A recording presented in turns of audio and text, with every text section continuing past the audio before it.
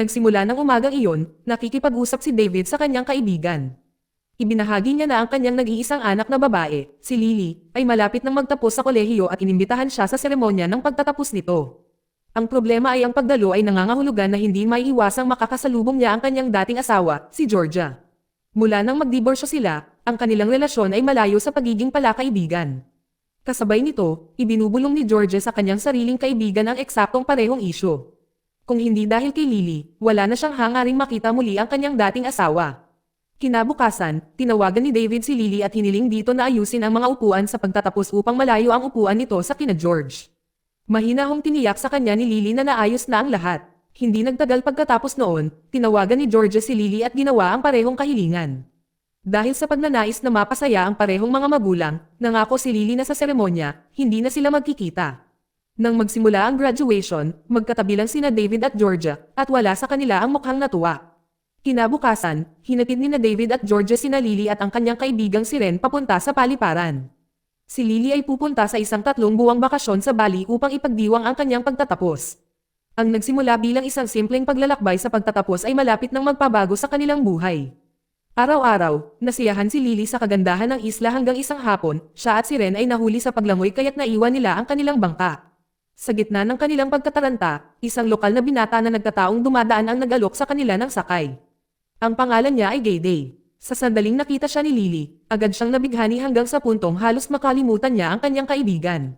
Nang gabing iyon, bilang pasasalamat, inimbitahan ni na Lily at Ren si Gayday sa isang bar. Mula sa unang sandali pa lamang, halata ng interesado si Lily, at patuloy niyang sinubukan na mapalapit. Sa kanilang pag-uusap, nalaman niyang nagtatrabaho si Gayday bilang magsasaka ng damong dagat. Dahil nadala sa kaaya-ayang loob, bigla-bigla siyang hinalikan ni Lily. Kinabukasan, nagising si Lily sa bahay ni Gayday. Habang naglalakad, pinanood niya itong umaani ng damong dagat at naramdaman niyang lalong nahuhulog ang loob niya rito. Magiliw na ipinakita sa kanya ni Gayday kung paano ito gawin mismo. At sa tahimik na sandaling iyon, napangiti si Lily ng may lubos na kaligayahan. Hindi niya inakala na ang bakasyong ito ang magdadala sa kanya sa isang taong tunay niyang pinapahalagahan. 37 araw ang lumipas, balik sa Estados Unidos, nasa trabaho si Georgia nang tawagan siya ni David. Tinanong siya nito kung nabasa na ba nito ang email na ipinadala ni Lily. Naguguluhan, tiningnan ni Georgia ang kanyang inbox at natigilan sa gulat. Sumulat si Lily para sabihing ikakasal na siya kinabukasan at malapit na siyang ikasal. Kinabukasan, nagpa siya si Georgia na lumipad patungong Bali. Sa kanyang pagkainis, natuklasan niyang nasa iisang eroplano si David at nakaupo sa tabi niya, kahit na wala sa kanila ang nagplano nito. Pareho nilang hiniling sa flight attendant na lumipat ng upuan, ngunit puno na ang eroplano. Mabuti na lang at pumayag ang pasaherong katabi ni Georgia na magpalit ng upuan. Bago lumipad, ang kasintahan ni Georgia na si Paul ay nagpaalam sa kanya. Nang makita ang kanilang pagmamahalan, nakaramdam si David ng matinding selos, ngunit sinikap niyang huwag itong ipakita. Pagdating nila sa Bali, pinag-usapan ni na David at Georgia ang kanilang tunay na dahilan sa pagpunta. Gusto nilang ibalik si Lily sa Amerika.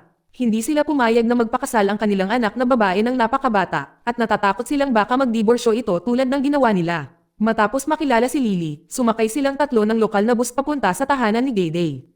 Pagdating nila, sa wakas ay nakilala nila si Gayday. Sa kanyang tahanan, ang kanyang buong pamilya ay abala sa paghahanda para sa seremonya ng pakikipagtipan na nakatakdang gawin sa susunod na araw. Pagkatapos ay hiniling ni David na makipag-usap kay Gayday ng pribado sa labas. Hindi nag-aksaya ng oras, sinabi ni David sa kanya na pag-isipang mabuti ang kasal na ito. Sa pakikipag-usap bilang isang lalaki sa isa, kumbinsido si David na 5 taon mula ngayon, mapapagod si Gayday at mauuwi sa diborsyo. Nang hapong iyon, nagsimula ang seremonya ng pagpapakasal. Ipinaliwanag ng ama ni Gayday na ang kasal ay magaganap pagkalipas ng 4 na araw, alinsunod sa mga tradisyonal na kaugalian ni Balan. Sa halip na makinig, sina David at Georgia ay abala sa pag-uusap ng mga paraan upang mapigilan ang kasal ng kanilang anak.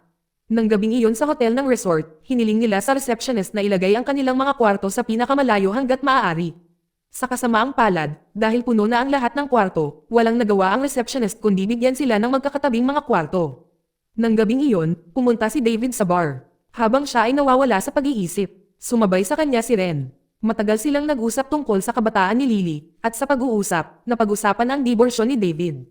Mabigat ang loob, ibinahagi ni David kung paano sila napagod sa trabaho ni Georgia. At kahit ang maliliit na problema ay kadalasang nauuwi sa malalaking pagtatalo. Sa pag-asang maayos ang mga bagay-bagay, minsay nagpa siya si David na itayo ang pangarap niyang bahay ni George sa tabi ng isang lawa, sa paniniwalang ang paglipat doon ay magpapagaling sa kanilang relasyon. Ngunit ilang buwan lamang ang lumipas, pagkatapos matapos ang bahay, nakatanggap siya ng balita na ito ay nasunog. Mula sa sandaling iyon, lalo lamang lumayo ang kanilang relasyon hanggang sa sila ay tuluyang naghiwalay. Sa kaibuturan, mahal na mahal pa rin ni David si Georgia. Sa kinabukasan ng hapon, nakipagkita si David kay Georgia at ipinaliwanag na sa seremonya ng pagpapalitan ng singsing, gagamit sina Lily at Gayday ng mga espesyal na singsing na kinakailangan ng tradisyon ni Balan. Kung ang mga singsing na iyon ay mawawala bago ang seremonya, kailangang ipagpaliban ang kasal, mabigyan sila ng mas maraming oras para malaman ang kanilang susunod na hakbang. Isiniwalat din ni David na ang mga singsing ay kasalukuyang iniingatan ng batang pamangkin ni Gayday. Dahil nakalap na ni David ang impormasyon, pagkakataon na ni George na kunin ang mga singsing. Lumapit si George sa pamangkin ni Gayday habang abala ang bata sa paglalaro at ginalaw ito gamit ang isang simpleng mahika. Kalaunan ng araw na iyon, nang pumunta si Gayday para kunin ang mga singsing, napagtanto ng lahat na nawawala ang mga ito. Sa gitna ng kalituhan, napansin ni Gayday ang kahinahinalang mga ekspresyon sa mukha ni na David at George at nakumbinsi siyang sila ang kumuha ng mga ito. Nang gabing iyon, inimbitahan ni Gayday si David na mamili sa palengke. Doon, nilinaw ni Gayday na alam na niya ang plano ni David. Binalaan niya si David na ibalik ang mga singsing bago malaman ni Lily dahil kung gagawin niya, masasaktan siya ng husto at maaaring hindi nagugustuhing makita muli ang kanyang ama. Pagkatapos sabihin ito, umalis na si Gayday. Pagbalik sa hotel, ikinwento ni David kay Georgia ang nangyari sa palengke. Lubos na nakonsensya si Georgia. At sa sandaling iyon, naalala nilang dalawa ang masasakit na alaala bago ang kanilang diborsyo na mabilis na humantong sa isa pang pagtatalo. Matapos ilabas ang kanyang nararamdaman, umalis si David, iniwan si Georgia. Kinabukasan, hiniling ni Lily sa kanyang mga magulang na tumulong sa pag-aani ng damong dagat. Habang nagtutulungan, humingi ng paumanhin si Georgia dahil hinayaan niyang manig ang kanyang nararamdaman noong nakaraang gabi. Humingi rin ng paumanhin si David sa huli. Nang hamupa ang tensyon, hinamon ni Georgia si David sa isang mapaglarong paligsahan upang malaman kung sino ang makakakuha ng pinakamaraming damong dagat. Kahit papaano, natapos nilang dalawa ang tunay na kasiyahan sa sandaling magkasama. Nang hapong iyon, pagkatapos bumili ng mga bagong singsing, naganap na ang seremonya ng pagpapalitan ng singsing. Nagpatuloy ang kaganapan sa pamamagitan ng isang tradisyonal na ritual ng mga Balino na kilala bilang medata o seremonya ng pagtatapal ng ngipin. Nang gabing iyon, inimbitahan ni Lily si Gayday at ang kanyang mga magulang na gumugol ng oras na magkasama upang sila ay maging mas malapit. Nagmungkahi siya ng isang laro ng pag-inom kung saan ang natalo ang kailangang uminom ng pinakamarami. Naging masaya ang lahat, at kahit papaano ay mukhang tunay na masaya sina Georgia at David. Kinabukasan, nagising si Georgia sa pagkabigla nang mapagtanto niyang nakahiga si David sa tabi niya. Lasing na lasing sila noong nakaraang gabi kaya hindi nila namamalayang nakatulog sila sa iisang kama. Bigla nilang narinig ang boses ng kasintahan ni George, si Paul, na nagmumula sa labas ng kwarto. Dahil sa takot, mabilis na lumabas si Georgia sa likod na pinto habang ginagambala ni David si Paul. Ilang sandali pa, casual na lumabas si Georgia ng kwarto ni David, nagkunwaring kakagising lang nito. Buti na lang at walang hinala si Paul. Ipinaliwanag niya na nagbakasyon siya ng 2 araw sa trabaho para makasama niya si Georgia sa Bali. Pagkatapos magbihis, nagkita silang tatlo kay Lily at Gayday. Ang plano para sa araw na iyon ay ang maglakbay sa Bali ng magkasama, na magsisimula sa isang paglalakbay sa dagat. Habang naglalakad papasok sa isang kuweba, biglang lumuhad si Paul at nagpropose kay Georgia. Nabigla siya ng husto. Bago pa man siya makasagot, biglang natambo si Paul. Hindi niya namalayan na nakagat pala siya ng ahas nang hindi niya namamalayan. Sa ospital, matapos maging maayos ang kondisyon ni Paul, at maghanda ang iba na ipagpatuloy ang kanilang paglalakbay, pinili ni Georgia na magpaiwan. Habang inihahatid niya ang kanyang pamilya paalis, pinilit siya ni Paul na sagutin agad ang kanyang propose. Nang marinig ito, nagalit si Lily. Nagtanong siya kung bakit ang isang matapang na babae tulad ng kanyang ina ay magpakasal sa isang mas batang lalaki. Naniniwala si Lily na ang pagpapakasal sa isang taong wala pa sa hustong gulang ay magdudulot lamang sa kanyang ina na maulit ang parehong mga pagkakamali mula sa nakaraan. Samantala, sina David, Lily, at Gayday ay nagpatuloy sa kanilang paglalakbay patungo sa isang bangin sa tabi ng dagat malapit sa kagubatan. Sa daan, sinubukan ni David na aliwin si Lily, na nabigo pa rin. Tiniyak niya rito na anuman ang desisyong gagawin ni Georgia, ito ay isang bagay na maingat niyang pinag-isipan, kaya hindi kailangang mag-alala si Lily.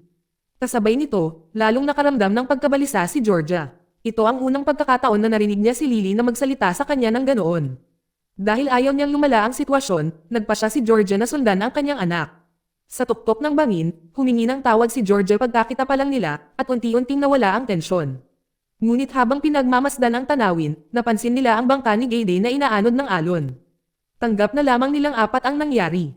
Ipinaliwanag ni Gayadi na walang turistang pumupunta sa lugar noong oras na iyon, kaya ang tanging paraan pabalik ay maghintay hanggang sa dumating ang bangka ng turista kinabukasan.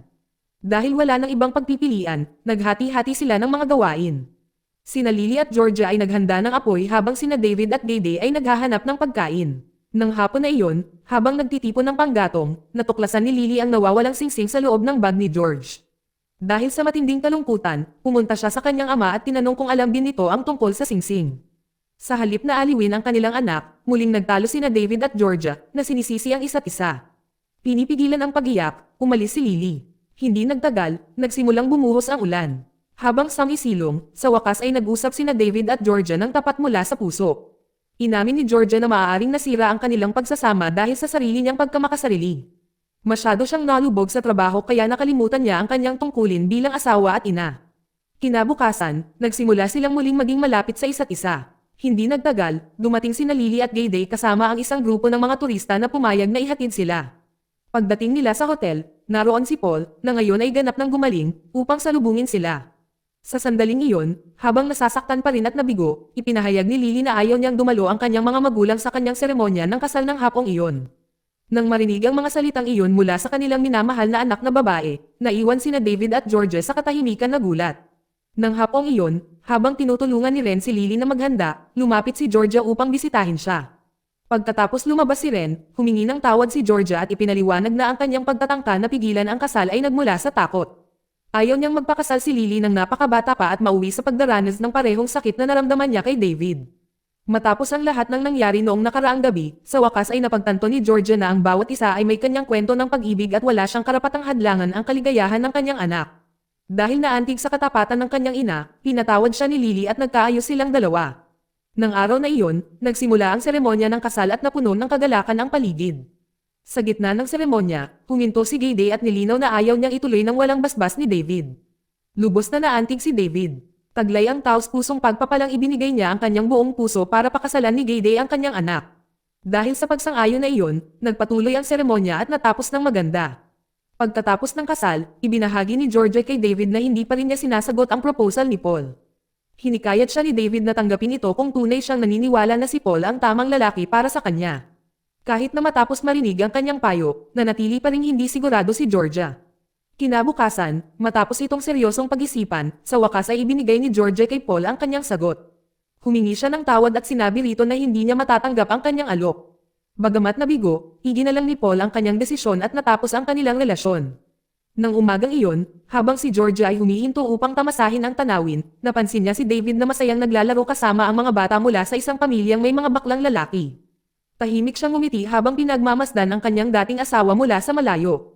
Nang hapong iyon, sina Ren, David, at Georgia ay naghanda na lumayo sakay ng bangka. Sinabi ni Georgia kay David na tinanggihan niya lang ang alok ni Paul. Nang marinig ito, napangiti si David ng may malinaw na ginhawa. Simula nang dumating sa Bali, napakaraming magagandang sandali ang kanilang naranasan.